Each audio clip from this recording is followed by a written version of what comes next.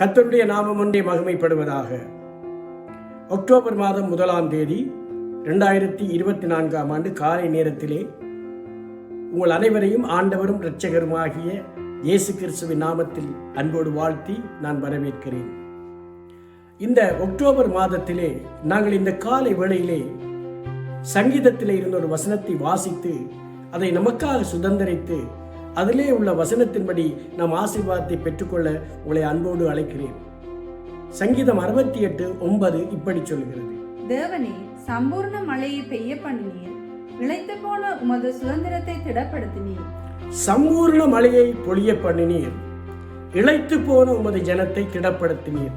தாவீது ராஜா உடைய அந்த சங்கீதத்திலே பாருங்கள், சம்பூர்ணமான மழையை கர்த்தர் பொழிய பண்ணினாராம், இளைத்து போன தன்னுடைய ஜனத்தை திடப்படுத்தினாராம். பிரியமானவர்களே, நாம் ஆண்டவரை தேடும் பொழுது, நாம் ஆண்டவரை ஆராதிக்கும் பொழுது, நம் ஆண்டவரை நாம் முழுமையாக விசுவாசிக்கும் பொழுது, நம்முடைய வாழ்வு முழுவதையும் அவரிடத்தில் ஒப்படைக்கும் பொழுது, ஒவ்வொரு நாளும் ஒவ்வொரு நிமிடமும் ஒவ்வொரு பொழுதும் பிரியமானவர்களே அவரிடத்தில் நமக்கு நன்மை கிடைக்கிறது. பழைய ஏற்பாட்டு காலத்து ஜனங்களை கர்த்தர் சம்பூர்ணமாக ஆசீர்வதித்தவரும் இளைத்து போன தன்னுடைய ஜனங்களை திடப்படுத்தினவருமாகிய கர்த்தர் இயேசு கிறிஸ்துவை ஏற்றுக்கொண்ட நமக்கும் அப்படிப்பட்ட ஒரு ஆசீர்வாதத்தை அவர் வைத்திருக்கிறார். பிரியமானவர்களே, கடந்த காலங்களிலே, கடந்த மாதத்திலே நீங்கள் இளைத்து போயிருக்கலாம், திடனற்றிருக்கலாம், குறைவுகளோடு இருக்கலாம்.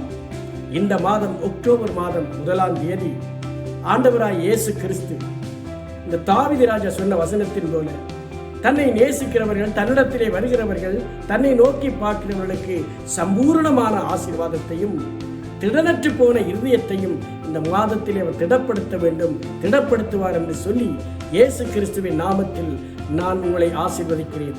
பிரியமானவர்களே, இந்த வசனத்தின்படி சம்பூர்ணமான ஒரு நன்மையை இந்த மாதத்திலே நீங்கள் பெற்றுக்கொள்ளும்படியாக திடமான ஒரு இருதயத்தை, திடமான ஒரு நம்பிக்கையை, திடமான ஒரு வாழ்வை கர்த்தர் உங்களுக்கு தரும்படியாய் கர்த்தர் இந்த நாளிலே உங்களை ஆசீர்வதிப்பாராக. இந்த வசனத்தின்படி அவரை நேசிக்கிறவர்களை, அவரை நோக்கி பார்க்கிறவர்களை, அவரை ஆராதிக்கிறவர்களை, அவரை முழுமையாக நம்புகிறவர்களுக்கு இந்த வசனத்தின்படி சம்பூர்ணமான நன்மையும் திடமான ஆசீர்வாதமும் பலமும் கர்த்தர் தருவார் என்று இயேசுவின் நாமத்தில் உங்களை நான் ஆசீர்வதிக்கிறேன், வாழ்த்துகிறேன். கர்த்தர் தாமே உங்களை ஆசீர்வதிப்பாராக.